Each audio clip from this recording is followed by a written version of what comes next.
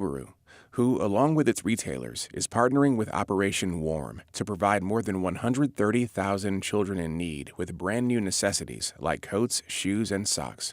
Subaru, more than a car company. And welcome on into Studio 2. I'm Avi Wolfman-Arent. And I'm Cherry Gregg. Avi, tomorrow's a pretty big day. In addition to being Eagles Super Bowl parade celebration day. That's where my mind was. Yeah, it's Valentine's Day. Ooh, right. Yeah, I just want to remind you. Oh, my, yes. Rosie, you're welcome, okay? It's a day of love. And most often on V-Day, I mean, it's about traditional romance. But today we are flipping the script. Oh, we are? Yeah. According to a New York... Let me flip real quick. Yeah, flip it. Okay.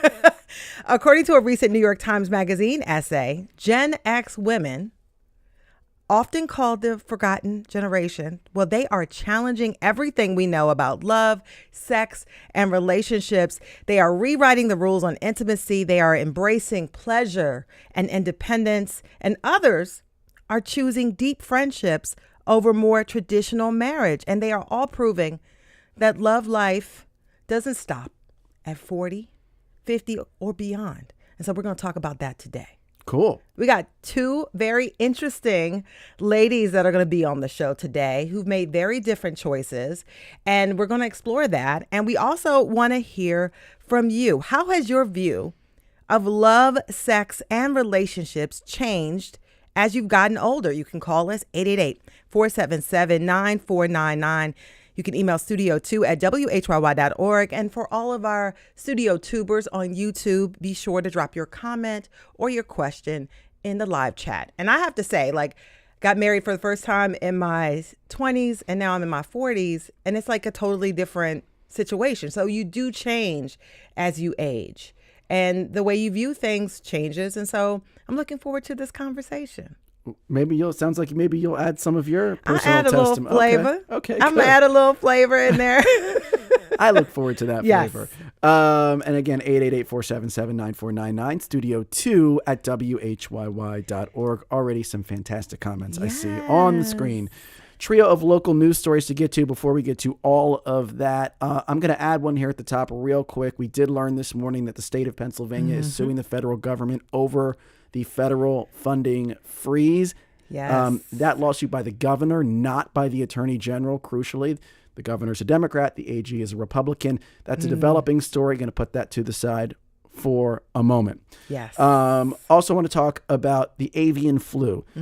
Many of you know Southern Delaware is a big center of the poultry industry in this country. New reporting from Delaware Online saying that already this year, nearly 500,000 Delaware chickens have been killed to prevent the spread of the bird flu. 1.5 million chickens overall in the Delmarva region. So a big issue down there. We wanted to note that reporting from Delaware Online. This is contributing to very, very high egg prices right now. Yeah, they're soaring to record highs as farmers, they're forced to slaughter all these chickens in order to prevent the spread. By the way, just to let folks know that the risk of transmission between animals and humans, as far as we know, remains pretty low. That's according to numerous government agencies. But for people who work with poultry, they should take additional precautions. Also, like they said that the general public can keep using outdoor bird feeders and things like that, but those with poultry and poultry neighbors should stop using them. And so there's more information, of course, online at de.gov/poultry. But it's concerning. Yeah, and there's actually now apparently a black market in eggs because there was a large theft in South Central Pennsylvania of 100,000 eggs worth $40,000. Wow. That was in Franklin County. There was also a large-scale theft in Seattle, Washington. So all of a sudden, eggs being pursued like jewels because of the rising prices. I'm like, should I stock up? And I'm like, I was thinking, like, should I I really stock up on eggs? Because you can't keep them only like a certain amount of time. But still, it's like, oh, what can you do? You really can't do anything. Nope. But yeah, so our second story. Also really about rising prices. Yeah. Philadelphia Mayor Sherelle Parker laid out her agenda for 2025. The big focus includes affordable housing, revitalizing Market East, and tax reform. The mayor laid it all out during her annual address before the Philadelphia Chamber of Commerce on Wednesday. She said that, a big focus will be to create, repair, and restore 30,000 units of housing.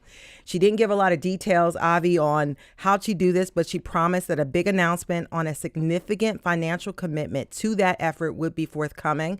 She also promised some new legislation that would make it easier to build new housing and to allow for more housing density. She is also expected to sign an executive order that would create a housing advisory group. So a lot there. As for tax reform, the Tax Reform Commission is expected to share recommendations for the mayor's budget this year, such as cutting city wage and business taxes. I was like, wow, wage tax, which is pretty high in the city. And a lot of people always squeal about that. We could see some cuts there. Not sure yet. They have cut it in the past. Yeah. It's been gradually going down. So we'll see. The priorities, I mentioned Market East, also money to help grow small businesses. Philadelphia entrepreneurs could get up to $50,000 each as part of the city's Small Business Catalyst Fund. And she had a number of other initiatives. By the way, have to shout out WHYY business reporter Kristen Mossbrucker Garza. Her full story is available at WHYY.org. There's clearly a need for housing. Yeah. Housing prices are up. We've talked about that on the show. There is certainly some things local government can do at the same time. We learned yesterday that inflation has remained stubbornly high. That's going to change what the Fed does. What the Fed does affects mortgage rates. Mortgage rates affect whether people move. Yeah, you don't want to move to get a higher interest rate. So they might be swimming upstream with a lot of this stuff. We'll see what the details are. But Philadelphia has been permitting less housing. There's been fewer people applying. And that's in contrast to a few years back, especially right before the pandemic. So they're trying to reverse that trend. Yeah. More housing hopefully means cheaper housing. Yeah. But we shall see what the details are. And I am worried about how much they can affect this given the national environment. Yeah, and how fast it could be, because she did say throughout her through the course of her tenure, so it could be years before people actually feel it. By the way, she also talked about clean and greening the city. Can't forget that, as well as public safety. I had to throw that because she's been saying clean is green. Did you have to throw it in there? But she made a speech. She said clean and green. Trust me. She said that. Yeah. All right. Final story. So for this final story. And I'm so happy to do. I know you look. If you can't see him on the radio, but he has a huge smile. You've been smiling since yesterday. Okay, so on Tuesday, we talked about a story in the Inquirer profiling the last full-time toll collector in Cape May County. Yeah. Soon he's going to be replaced by Easy Pass. And I said while we discussed the story, I said it sounded like a Bruce Springsteen song. Let's play that clip. This is like the perfect Bruce Springsteen song, like the last toll collector, Yeah. I could totally see a Bruce. It's in New Jersey, last toll collector on the county line. I know. Looking for God in a highway sign. Look at you. I could do the whole song. Is hooking you up. It's giving you a good voice. So that was bad, me singing that song. But yesterday, I opened my email inbox and there was an MP3 file, which was probably scary. You saw a file, but saw a file from a listener named Billy Aronson.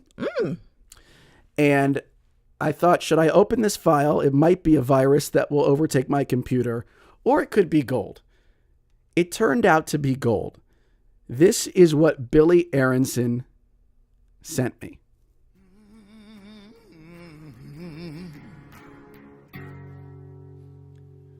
Well, I'm leaving Townsend's Inlet under cover of the night.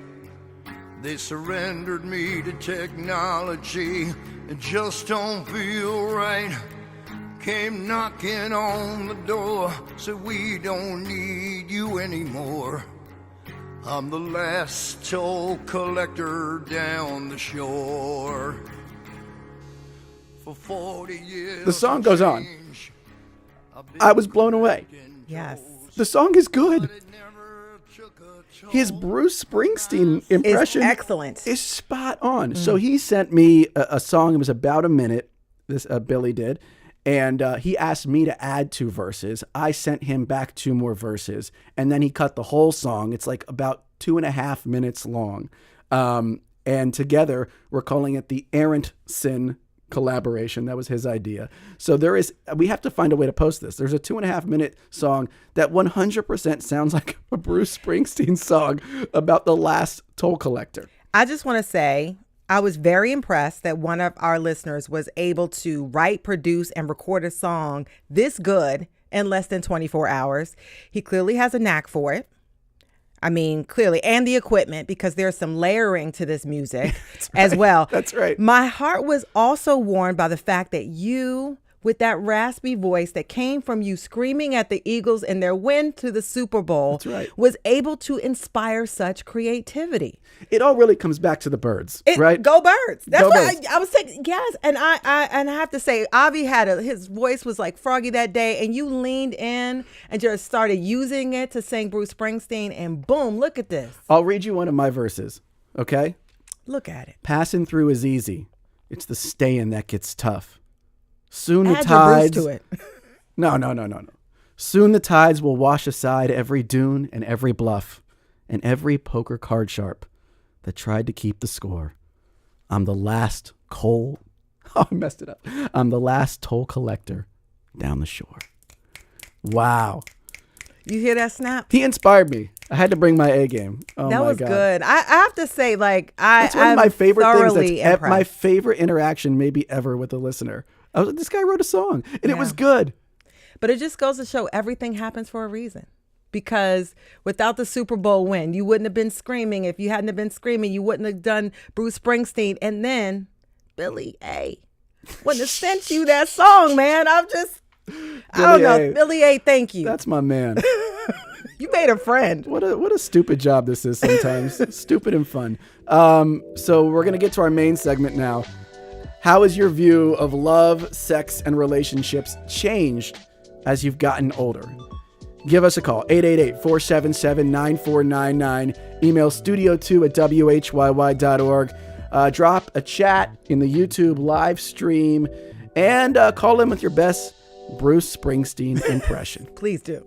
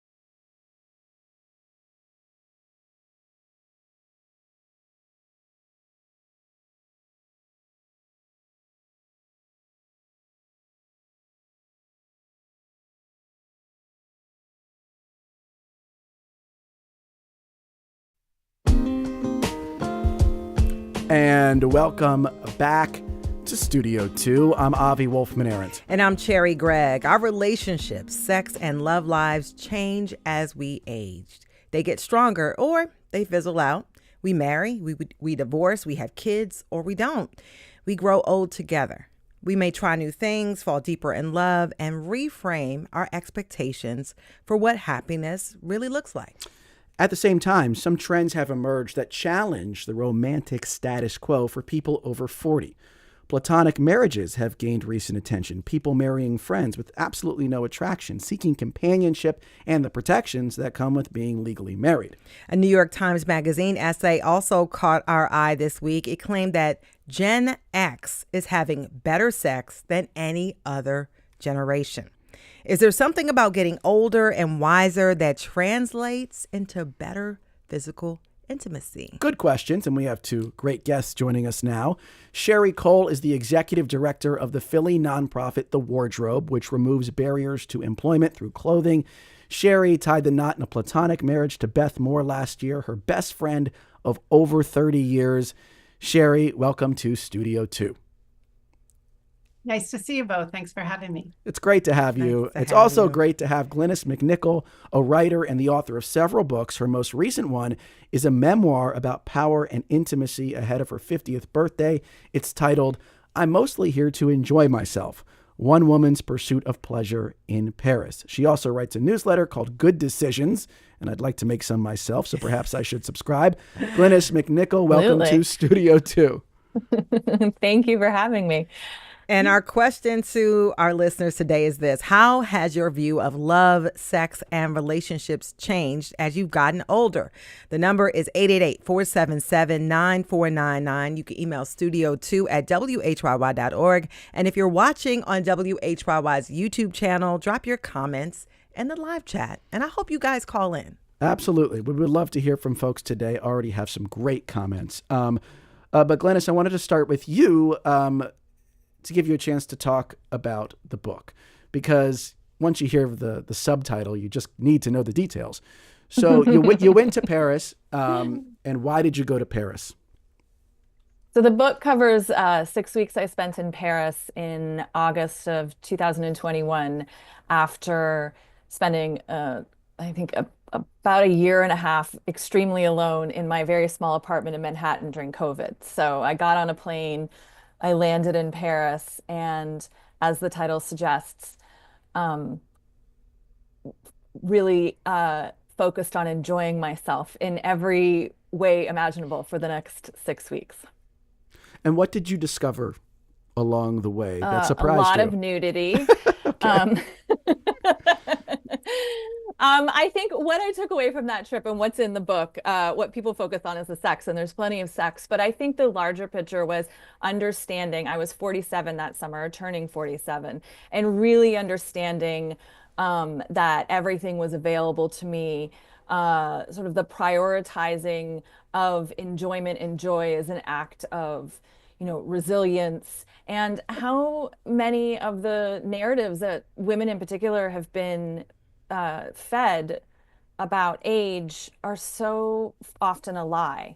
In Paris, I spend a lot of time in Paris. I have a very close friend group there, and obviously the French, whatever else you may think or say about them, really do prioritize enjoyment as part of their culture. I think it's, they consider it a human right.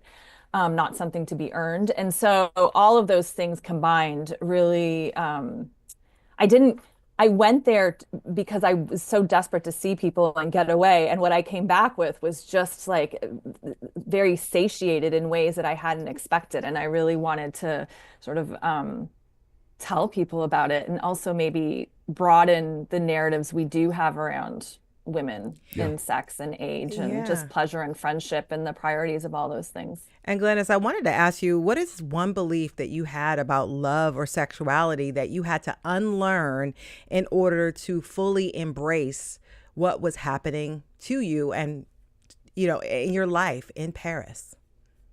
Well, I think, over COVID, I hit my mid-40s.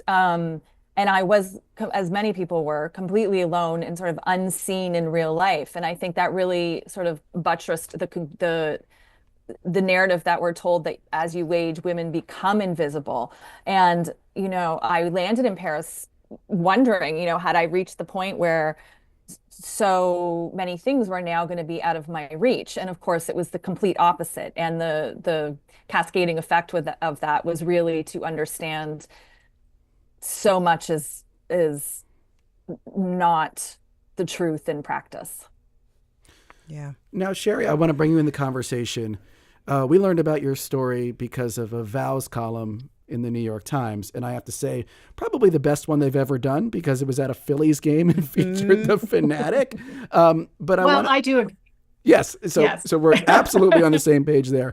So I wanted to give you a chance to talk about your relationship with Ellen Moore, how it developed, and why you all decided ultimately to get married. Right. Yeah. So Beth and I have been best friends.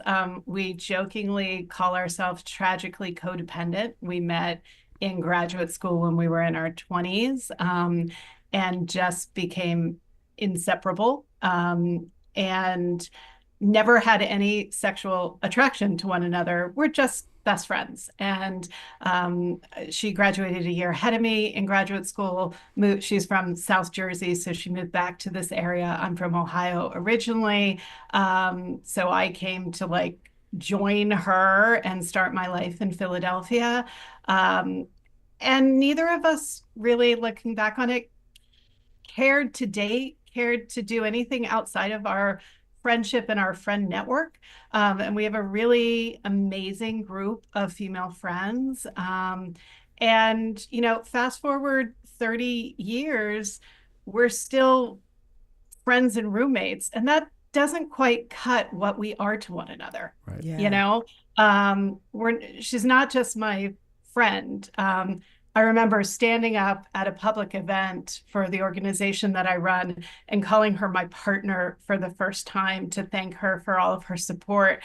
And literally my heart stopping and going, is she going to stand up and be like, I'm just your friend? You know, like that has a different connotation to it. But you know, as we learned more about sexuality, like sexuality is not binary. It is not, you know, there are some people who identify as we do as asexual. It's just not important for me or for her to have found sexual partners. But what we did want is friendship and somebody who is our life partner, is there, you know, to be with us and to help us make decisions. You know, we bought 2 houses together. You know, what really changed for us in the last couple of years is our parents are starting to get older and we're dealing with, you know, how we're going to take care of them and looking around and going, who's going to take care of us? Yeah. You know, if we don't have kids or a husband or a wife, you know, our society is really not set to have communal care, right? I go back to Hillary Clinton when she was first lady, wrote a book about it takes a village, you know, and we as Americans are so insular in our, you know, binary relationships so much of the time. And yeah, so we decided we would just have a small ceremony and get married for like the legal, you know, reasons of it. And we were going to get a suite at the Phillies game because we love the Phillies and invite all of our best friends. And as soon as we started telling people, our families were like, we're coming. And we're like, you're okay. And it sort of turned into a wedding. So Avi, it's interesting that you say, you know, the best vows column. I never thought I'd get married, let alone be in the vows column, the lead vows column in the New York Times. I mean, that's just insane. What was people's reaction to because the journey from, okay, sure, let's get married for these practical reasons to being in the New York Times is quite a journey in and of itself. And then you get the reaction to it. What did you hear from people?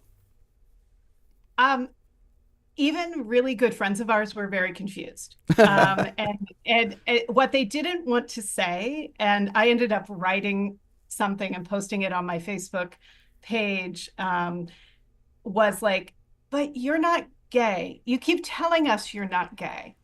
So why are you getting married? You know, because really we see marriage as like, I don't know, a confirmation of your sex life. Like, when you go to City Hall, they don't ask when the last time you had sex was. Right. You know, do they care? Like, why do we have to, you know, I go back to marriage, you know, as a feminist scholar, in my past life, you know, marriage is a contract where you pass property and you pass children and you have hereditary rights and all that kind of stuff. That's still sort of ingrained in how we look at marriage and relationships and coupling. And so it was kind of interesting when people started to ask, why are you doing this? And we had to sit down and go, okay, how are we going to explain this to people? Even your close friends, which is what's so interesting about it. Yeah. And I wanted to ask you sort of, Sherry, because what does love look like in your relationship? And I think that people often say that love has to have this romantic element. What do you say in response to that? No, she's my other half. She's my soulmate. We do everything together. I know that if I need anything unconditionally, she's the person who I would go to, and vice versa. And to me, I will say I have never felt so loved as I did on what ended up being our wedding weekend. That all of these people came together and accepted us and were like, yeah, no matter what else is happening out in the world politically and all that kind of stuff, we love you and accept that this is how you're living your life. And it's also interesting because I think we joke a lot about how people don't know how to deal with two women together. If I'm asked one more time if she is my sister, when we look nothing alike, and it goes down to this little thing of like, why are you here without a man? Yeah. Why are two women together? Why are you on vacation together? Why are you at a dinner together? Yeah.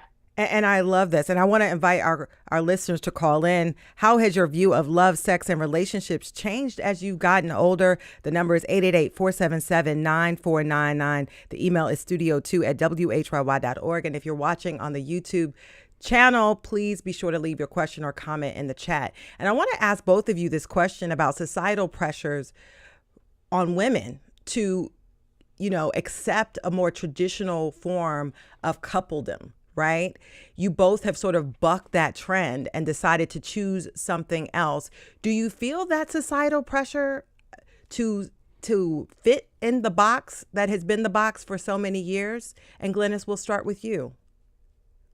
I haven't felt it for years. I definitely felt it in my late 30s, not from friends or even family, but just, I think, moving in the world, speaking to what Sherry just said about no one knowing how to place you. It was a lot of, don't worry, there's still time. And absolutely. Yeah. And I would say, I mean, it puts you in, and I've written about this in sort of my previous book, but it puts you in this very frustrating position of having to defend your life, which very quickly slides into being perceived as defensive. So you can say, I remember coming back from 2 weeks in Paris and having dinner with like a very well-known writer, and I was describing him in my life, and he said, "Oh, it's so hard. Don't worry." And I was like, I'm not sure what conveys like that cause for concern in the details of what I've just told you about how I've been spending my time. But I think I think it all comes back to narrative that we have, and even the sense of bucking the trend. I am actually the trend, right? There is the number of women who are choosing not to marry is skyrocketing. And so what becomes extra frustrating for me personally is not seeing that reality, which so many women are living, reflected in the culture in every way, yep. Which then leads to sort of these questions of like, well, I don't understand. Where do you fit? And I think that conversation, and it probably has something to do with my age, I turned 50 a few months ago, is like, there's more and more women choosing to live like this, and subsequently this becomes a less of a novelty. Although we don't see that, when we turn the TV on or when we go to the movies necessarily. And so that, I think, is the divide now. But I don't feel any pressure at all. I am constantly now asked to explain how I've achieved this in a way that allows other people to do it too, which is another sort of, expectation or strange pressure that I'm never entirely sure how to deal with. Let me ask you, go ahead, Sherry, go ahead. I was just going to say, I feel like in my 20s and 30s, as all of my friends were getting married and having kids and stuff, there was this kind of like, not pity, but like a low level, like, oh, maybe one day for you. And now that I'm also in my mid 50s, right? and more of my female friends and relatives are divorced than not, right? Oh, yeah. It becomes, oh, maybe you were onto something. Like maybe, like, can I have that playbook?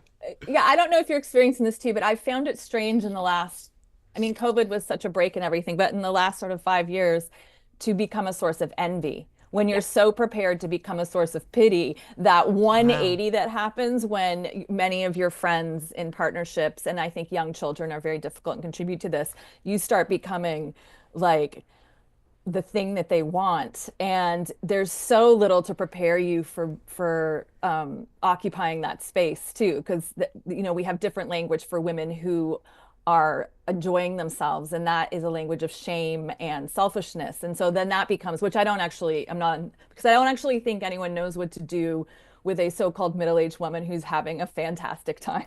Like exactly. It's very hard to shame you because you're past childbearing years, and it's like this total like absence of like, oh my God, what, we don't know how to make this more difficult for you. And also it's a very dynamic, interesting place to be. But I'm not sure we've quite got to the language around it yet. Yeah. And you're helping us with that language with your writing. We're trying our best. Yeah, absolutely. I just want to read in a couple emails.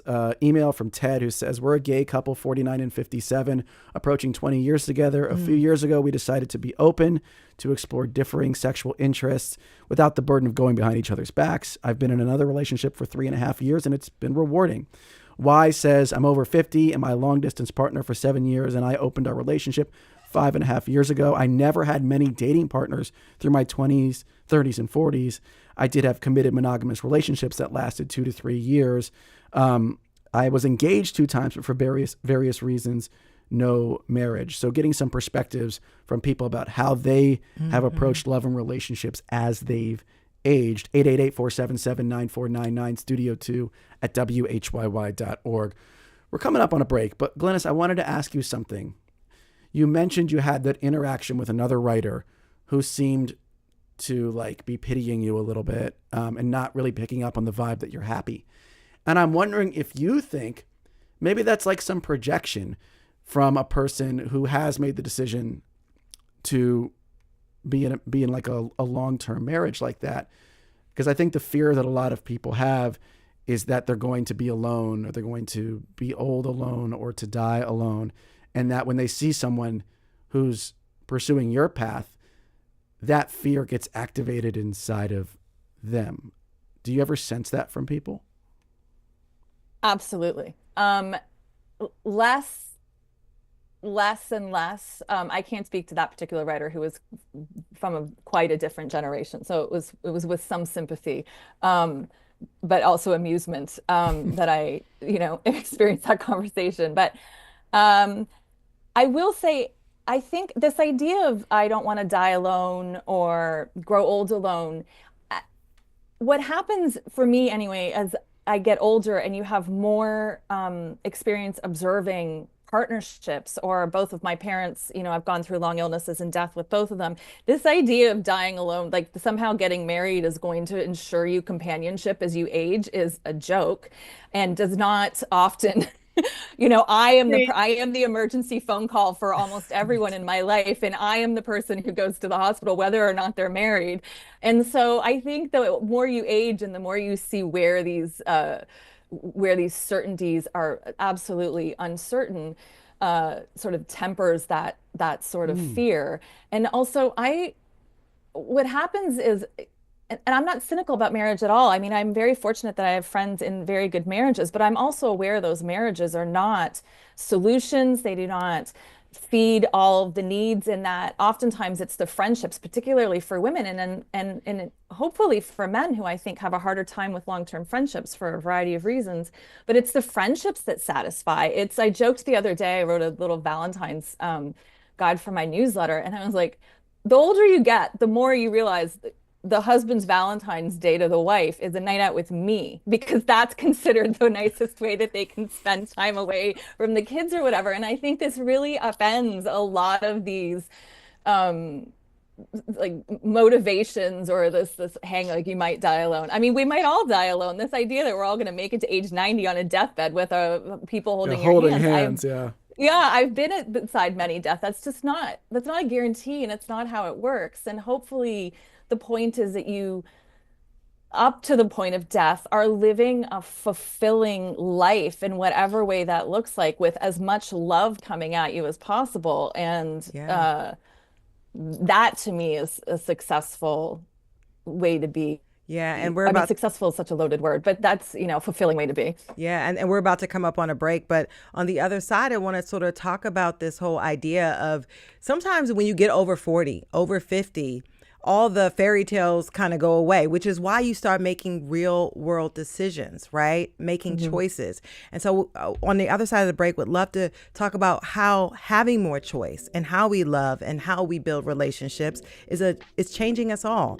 And for you, our listeners, the question is, how has your view of love, sex, and relationships changed as you've gotten older? Call us. We'd love to hear from you. 888-477-9499. The email is studio2@whyy.org. And if you're watching us on YouTube, be sure to leave your question or comment in the chat. We'll be right back. This is Studio 2.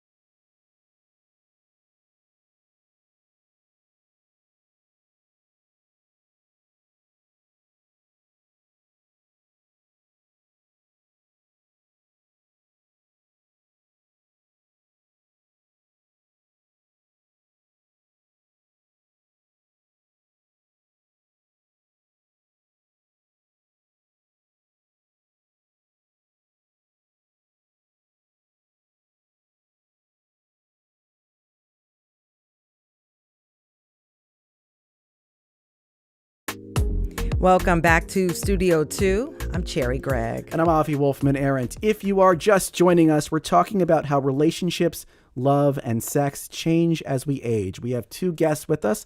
Glynis McNichol, author of I'm Mostly Here to Enjoy Myself, One Woman's Pursuit of Pleasure in Paris, and Sherry Cole, who married her best friend recently. She also directs the Philly nonprofit, The Wardrobe.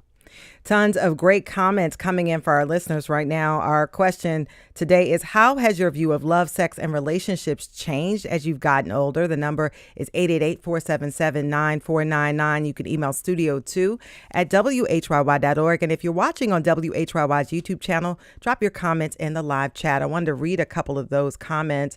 We got Mary, who says, after 50 years of marriage is more about love, respect, and acceptance of each other's flaws, but intimacy is still important. We have Eugene, who has said, Dennis, whose comments, less is more, overthink less, appreciate more. Amina says, quite simply, I know what actually matters now for me, myself and I. So Okay, Amina's Amina. like tapping out. Yeah. On YouTube, Fish1999 says, applause to the woman who married her friend. That's you, Sherry. And then Judy has a question for Glynis. Judy wants to know, do you think your experience had something to do with the place, Paris, and the time, isolation for most people? What is your experience now that you're back in the U.S.? I get that question a lot about Paris. I think in some ways, absolutely. And I go back to what I said earlier about Paris. The French prioritize enjoyment as like a human right is the best way I know how to phrase it, and to contrast that to America, where I think we have this idea that you have to earn pleasure, you have to earn your vacation. The French, really, it's just a way to be. And so it's much easier to tap into. And I think the isolation probably accelerated me into that place that it happened in those 6 weeks with such intensity was probably the result of the preceding year and a half being so intense. But I don't think that, I think my trajectory was in that direction anyway, this increasing sense of self-confidence, and the less you see yourself reflected in a narrative, the less you rely on them as a guide. So since then, I think, I say this at some point in the book. I think this idea that we have of narrative with sort of a happy ending or conclusion for everyone is such a false story that it's more like waves, like ups and downs. And subsequently, I would say in many ways, my life reflects exactly what I'm writing about in the book. And also, you can't live like that all the time. I've also experienced, loss and death of parents during that time. So it's just, I think the larger lesson, and one that pervades all of my decisions as much as it can, in 2025, is everything is available to me. And that is an absolute mentality that I have, that I came to in that trip, and that I've moved with since. I love that. I want to bring in a caller. We have Ronak from Burlington who's on the line. Ronak, you're on Studio 2. What's your question or comment?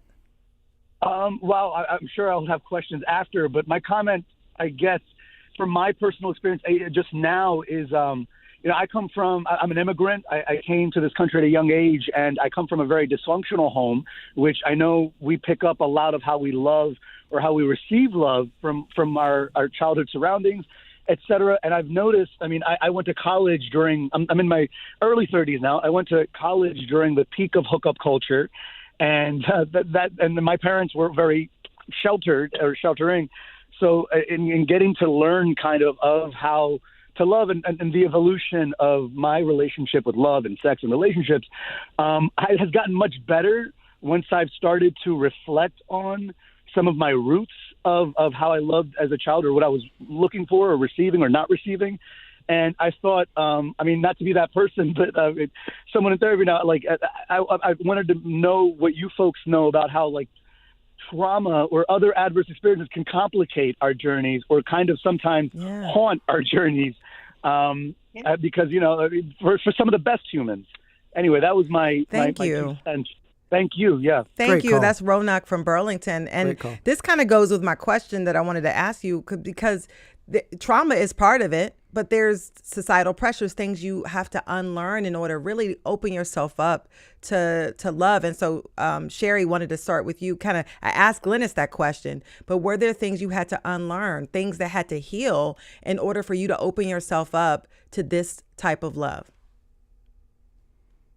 Yeah, I think, it's interesting because when you're with a woman all the time, I go back to, as Ronan was saying, or Ronak was saying, your life experience defines you at such a young age. And my life experience coming into sex and sexuality was the AIDS crisis. I'm a child of the 80s. And if you look back on that time, sex and drugs were going to kill you. I think that moved us all into very hetero monogamous relationships, alternative sexualities, gay lifestyles, and that sort of thing were not really, I grew up in the Midwest in Ohio. They were not accepted. They were not talked about. And so, even though I was pretty progressive, going into my college and grad school years, I think still the idea that you could be, gay or even asexual was not a spectrum. Like, sexuality was not a spectrum. So, having a best friend and living with her, I think, we both sort of came to this realization that what made us different once we got into our 30s or so is that we never really felt like we were missing anything being with one another. Like, we didn't want to go out to bars and hook up with people. And, the needs that were important to me, my health, my safety, my security, my, feeling valued and respected by another human being, I got all of that from my friends. Why did I need, and And as our friends started to get married, I don't want to out anybody, but you start as a woman having these discussions about, well, why doesn't he do this? And once you have kids, why am I doing all of that? And all of that, like BS gender roles stuff go on top of it. And Beth and I would just look at each other and be like, well, if she empties the dishwasher, I'm really glad I didn't empty the dishwasher. Like it's not somebody's job. It's, our life just is so uncomplicated, and I wish, and that's what everybody's marriage should be. Everybody's, partner, domestic life should be uncomplicated. And, your home should be somewhere where you go and you feel like you're, wrapped up in a warm, woolly blanket, and my home life growing up wasn't that way. It was always, fighting and, difficulties and everything. And so like the fact that I have consciously created a life where I'm surrounded by joy, joy is like my touchstone word. Yeah. We talked about unlearning things that you learn, whether from home or from society. And so I have to read this email from Elizabeth. I was widowed at 71 after a long marriage. I believed in society's view that senior citizens don't have romantic relationships. It's all over. 4 years later, my brother-in-law gave me a big push to get out there and got me a membership on a dating site, much to my horror. What a nice surprise to meet a widower who was as awkward as I was, starting dating in our mid-70s. We've been together 2 years, are deeply in love, and have a great relationship. I love that from Elizabeth. Thank you for that comment, Elizabeth. We haven't really touched on the Gen X aspect of this yet, Glynis, but do you think there are things, does Gen X, do you think, have like a distinct view of relationships and sexuality as the generation ages? Do you feel like there is a Gen X-ness to the way that you view the world, or do you think it's just too complicated, more complicated than that? I mean, I think both things are true. I think Gen X has not seen its golden moment yet, is my belief. Our best days are ahead. Forget the forgotten generation. I think, one thing we haven't touched on, and this is a way into it, is the financials that impact the ability to make this decision. Yeah. That I bring this back to, I was born in 1974, which is the year women were first allowed to get credit cards and bank accounts in their name. It was obviously the year after Roe. The impact of my financial agency, the first in history, is informing every decision I am able to make. And to grow up with that available to you from birth, I think it is at the root of so much of the change that we're seeing, which is prior to that, women were required to enter marriage for any sort of financial stability, whether or not they wanted to be in it. This idea of, marriage is emotionally satisfying. It's great if that happens. But I think if I hear a lot from women, and I think if you read diaries and history books, you would find that there's many, many, many centuries of women who would, have cut off their right arm to have access to the sort of choices and lifestyle that we both exemplify. And you can't remove that. And that is very tied to the generation to which I belong. And then I would also say we're the last generation before social media. Yes. So we did not grow up with social media. And I think that I'm always so grateful for that. And that's a much larger discussion. But I think in small ways that allows you to less of a measure, it removes a level of daily anxiety. Yeah. I think that I see women 10 years younger than me and much younger than me coping with of, oh my God, what is everyone else doing? And it's not that we didn't have that, but the degree to it was so much milder. And I'm so grateful to not had social media until I was well into my 30s. And I would wish that for everyone, which is an impossibility, unfortunately. Yeah. And I wanted to ask you, Glynis, a quick follow-up, because I wanted to kind of hammer in on this Gen X idea, because, just the sexuality, though, of it, just you being able to be free in your sexuality and to be, to decide to be an uninhibited, right? Do you think this is part of the Gen X? Because we've done stories. We did a whole show on Gen Z, and we mentioned the fact that Gen Z is having less sex. So I'm just wondering that.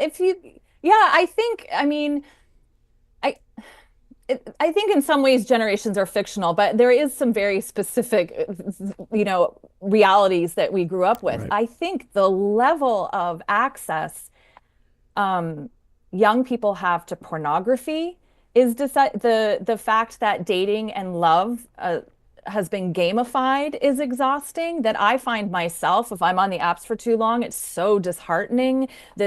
People have written about this and much more succinctly than I can speak to it, but this idea of there always being another option, because you just open your phone and you see, some illusion of what another person looks like or offers. It's very hard to focus on the here and now. And I think that is true of every aspect of our life, but particularly in love, it's exhausting. So and also social media has allowed people to have a sense of community without actually existing in a real life community. And I think there's a deep isolation that comes with that. And all of those things are contributing to that. So again, I had so many, my relationships, and I include in that, I prioritize in that, all of my friendships exist in real life. And that the onlineness of them is just sort of secondary.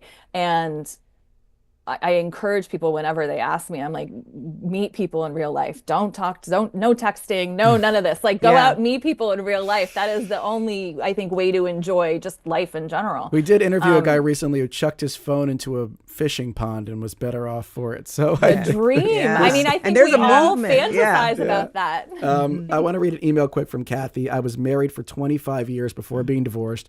I've been on my own since 1994. Had a couple relationships, lasted 4 or 5 years. I'm in my mid-70s, no desire to remarry or have someone live with me. I wouldn't mind a companion for dinners, movies, concerts.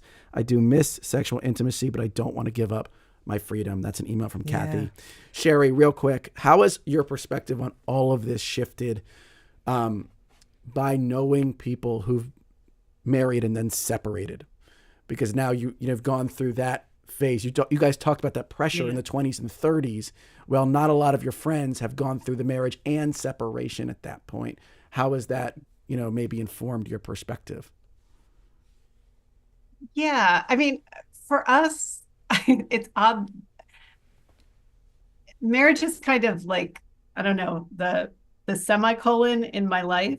It's like, it's not the starting point. It's not the ending point. It's sort of like, so often going back to your idea, Glynis, that, we're taught this fairy tale that there's like a beginning and an end point.